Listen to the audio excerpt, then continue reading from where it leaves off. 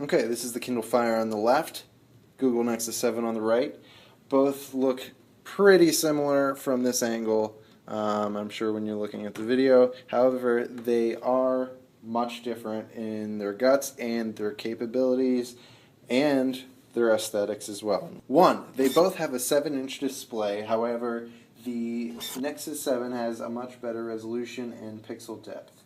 The Kindle Fire has 1024 by 600 resolution and 169 ppi, that's pixels per inch, and the Google Nexus 7 has 1280 by 800 HD display, and it also has much better pixel depth at 216 ppi. Second, the Nexus 7 has a quad-core Tegra 3 processor versus the Fire's dual-core Cortex-A9 processor.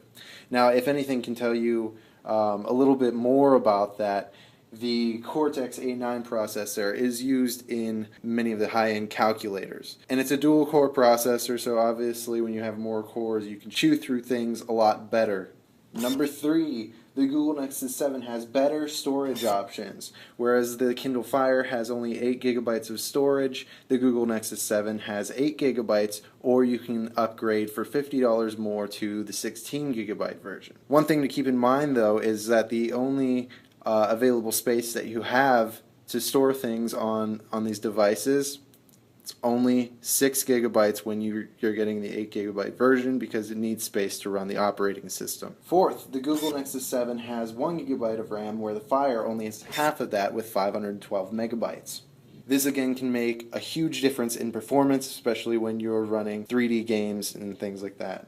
Fifth, the Nexus 7 is running the brand new Android 4.1 Jelly Bean versus the Fire's Android 2.3 Gingerbread operating system.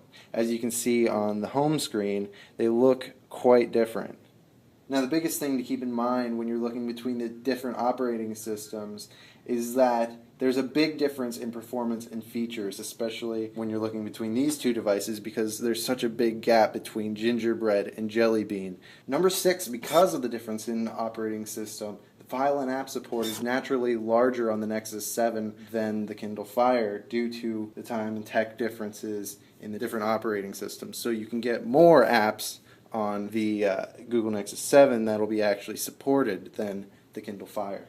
7, the battery life is much better on the Nexus 7 than the Fire. On the Nexus 7 you actually get 9 hours of HD video playback, 10 hours of web browsing, or 10 hours of e-reading, and it actually has 300 hours of standby life, which is amazing. The Fire, however, only gets up to 8 hours of battery life at any given time, and that is the most it can possibly get. So when you're reading and things like that, it'll probably get you maybe 7.5, maybe 8. Now, as you can see, the Google Nexus 7 is actually a lot thinner and lighter than the Kindle Fire, and it can definitely make a difference, especially when you're holding the tablet in your hands for hours at a time, reading books and such. Can definitely make a big difference. Sitting next to the Google Nexus 7, the Kindle Fire looks kind of big and clunky. 9, the Google Nexus 7 actually has a volume bar on the side, which you might not think about it, but it makes a huge difference, especially when you're playing apps